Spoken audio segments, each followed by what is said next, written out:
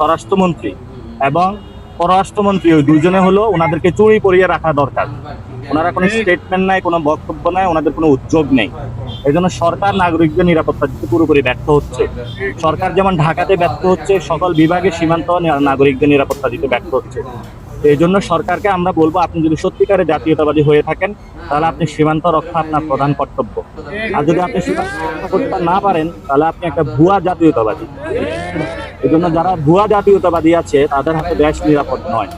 আমাদের যারা সন্তান রয়েছে তাদেরকে আজকে খুন করা হয়েছে, ওনার বাবা রয়েছে এবং ওনার বাবার থেকে আপনারা বক্তব্য শুনবেন যে উনি বলবেন যে ওনার সন্তানকে কিভাবে। আপনার সন্তান কি কোনো মাদক টাদকের সাথে জড়িত ছিল? না, আমার এই যে উনি বলছে ওনার সন্তান কোনো মাদকের সাথে জড়িত ছিল না। কিন্তু স্কুল স্টুডেন্ট সবাই জিজ্ঞাসা করেন আমার। এবং বিজেপি থেকে যে প্রেস রিলিজ দিয়েছে সেখানেও বাংলাদেশের মানুষকে মাদক কারবারি চোলাচালানি তারা হলো সেগুলো আখ্যায়িত করেছে। এটা ভারতীয় বয়ান।